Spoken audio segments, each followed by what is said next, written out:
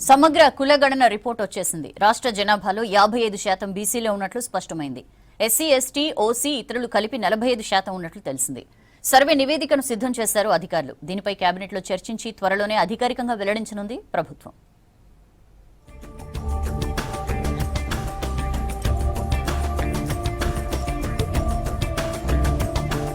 రాష్ట్రంలో BC జనాభాపై clarity వచ్చింది. మొత్తం జనాభాలో 55% బీసీలు ఉన్నట్లు తెలిసింది. ప్రభుత్వం చేపట్టిన సమగ్ర కులగణన సర్వేలో ఈ విషయం వెల్లడైనట్లు సమాచారం.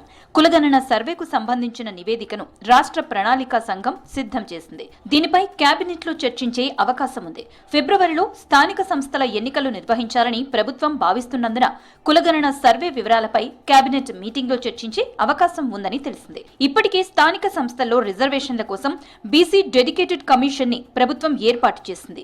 ఈ కమిషన్ క్షేత్రస్థాయిలో వివరాలు, వినతులు తీసుకుంది. సమగ్ర కులగణన సర్వేకు సంబంధించిన వివరాలు కూడా కమిషన్ కి అందాయి. గత ఏడాది నవంబర్లో ప్రభుత్వం కులగణన సర్వే చేపట్టింది.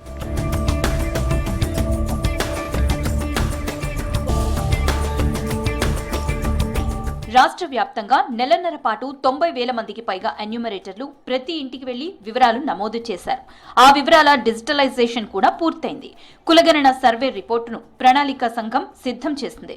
సర్వేలో భాగంగా మొత్తం 1,17,47,000 ఇండ్లకు స్టిక్కరింగ్ చేయగా ఇందులో 98% మేర వివరాలు సేకరించారు. ఇందులో 55% మేర బీసీలు ఉన్నట్లు తెలిసింది. మిగతా 45% ఎస్సీ, ఎస్టీ, ఓసీ ఇతరులు ఉన్నట్లు సమాచారం.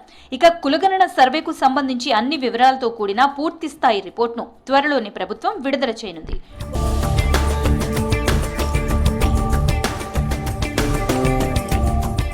మరోవైపు ఇవాల్టి కేబినెట్ సమావేశంలో కీలక నిర్ణయాలు తీసుకునే అవకాశం ఉంది. మొత్తం 18 అంశాలతో కేబినెట్ అజెండా ఉన్నట్లు సమాచారం. రైతు భరోసాకు సంబంధించిన విధి విధానాలపై డిప్యూటీ సీఎం భట్టి విక్రమార్క నేతృత్వంలోని సబ్ కమిటీ చేసిన సిఫార్సులపై మంత్రివర్గ సమావేశంలో చర్చించి తుది నిర్ణయం తీసుకోనున్నారు.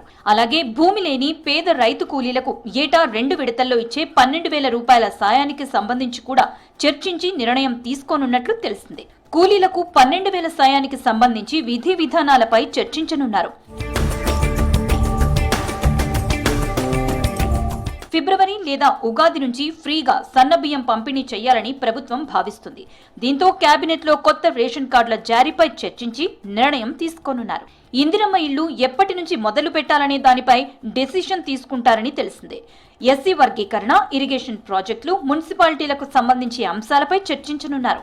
యాదగిరిగుట్ట దేవాలయానికి టీటీడీ తరహాలో ప్రత్యేక బోర్డు ఏర్పాటుపై నిర్ణయం తీసుకునే అవకాశం ఉంది. యాదగిరిగుట్ట ఆలయానికి 20 మందితో పాలక మండలి ఏర్పాటు చేయాలని ప్రభుత్వం భావిస్తోంది. కొత్త టూరిజం పాలసీకి కేబినెట్ ఆమోదముద్ర వేసే ఛాన్స్ ఉంది.